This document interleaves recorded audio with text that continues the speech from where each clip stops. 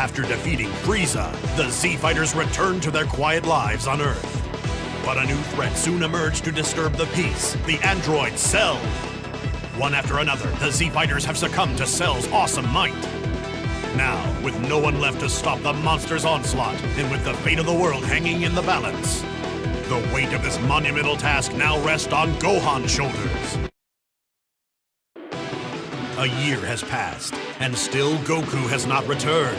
But Frieza has come to Earth, burning for revenge. Just as hope seemed lost, a mysterious youth appeared to confront the newly mechanized Frieza. Goku isn't the only Super Saiyan. You're looking at another one right now. What? This fight is meant to illustrate a lot of things, and those things vary depending on whether we're talking about the manga or the anime.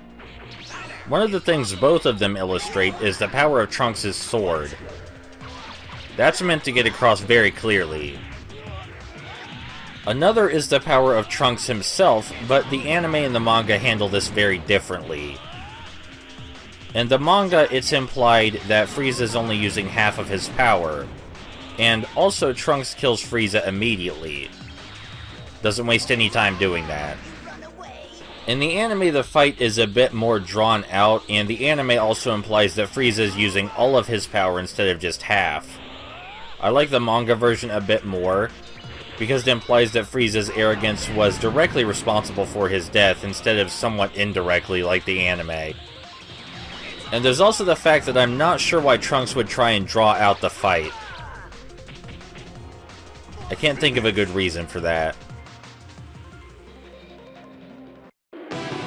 In a blaze of power, he transformed into a Super Saiyan, and the mighty Frieza was no more.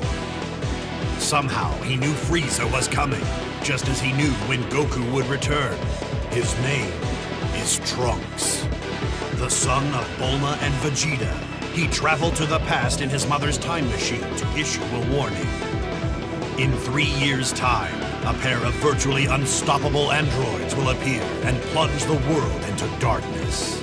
In 3 years, if I make it, I'll definitely come back to help. You'd better come back. Now that I have something to work for, I'm gonna start training. Time passed, and the day of destiny drew near. Are the Z-Fighters prepared to face the horrors of the androids? The fight for the future is about to begin.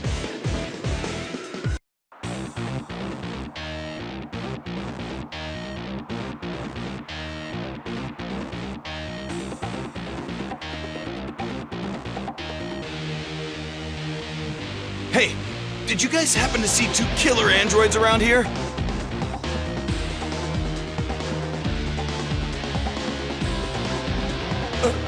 Uh-oh.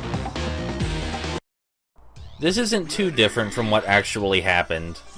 Yajirobe's car was shot down, and that led the Z-Fighters to realize that they couldn't sense the android's energy, which was a bit surprising.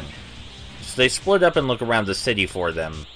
The city that isn't destroyed yet, unlike it is right here for some reason. And Yamcha's the first one to find the androids. And as was shown in the cutscene, although the actual events are somewhat less comedic, Yamcha doesn't realize the androids are androids until he sees the red ribbon logo on Android 20's hat.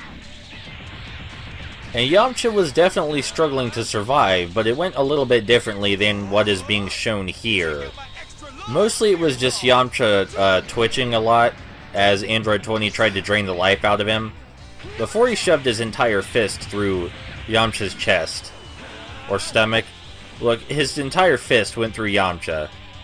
The sudden fading of Yamcha's, existence alerted the other Z-Fighters to where the androids were, so at least that happened. But it was a really shitty time for Yamcha for a lot of reasons. I mean, he broke up with Bulma permanently during the years that they were training for the androids. And then there's Vegeta having a baby with Bulma. So you have all this emotional baggage, and then you almost get killed again. I mean, it's easy to see why Yamcha eventually retired from all this nonsense. He just, wasn't cut out for this. Really, that's one of the smartest decisions you can make as a supporting character in Dragon Ball Z. I completely approve of his decision.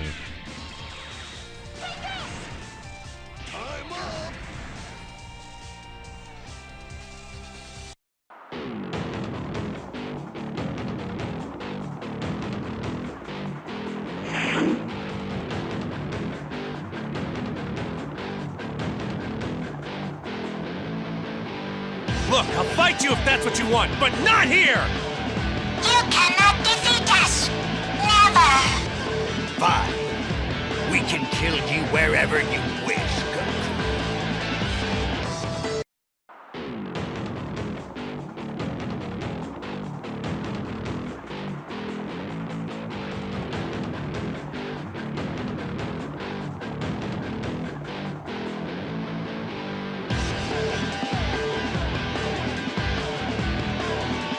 I think you're forgetting something really important!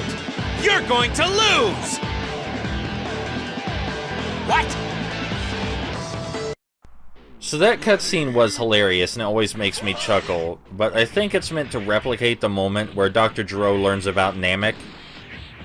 Because Dr. Gero had been studying Goku, and the androids were specifically designed to play to his weaknesses, and they're all stronger than he is, right? Except that he didn't follow Goku to Namek. So even though the androids are ridiculously strong, he doesn't know about Goku's Super Saiyan abilities, and missed every fight that happened on Namek. Which, that's a lot of stuff. It's a lot of powering up. But now we have to consider something. If Dr. Gero is surprised about Goku's Super Saiyan abilities to the point of being concerned, these can't possibly be the androids from the future. Because Super Saiyan Trunks was in the future, and Super Saiyan Trunks couldn't handle the androids. These must be entirely different androids somehow, which means the real threat isn't even here yet. But it's whatever, you know, at least Goku can probably handle Android 19 with his Super Saiyan powers. At least we have that. So that's one victory in the bag, right?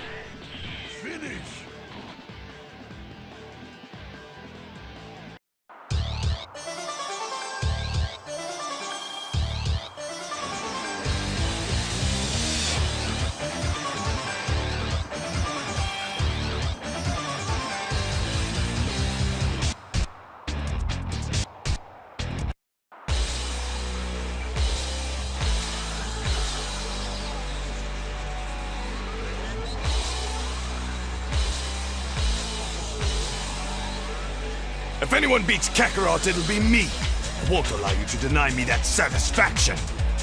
Number 20, please let me take care of this. Okay, very well.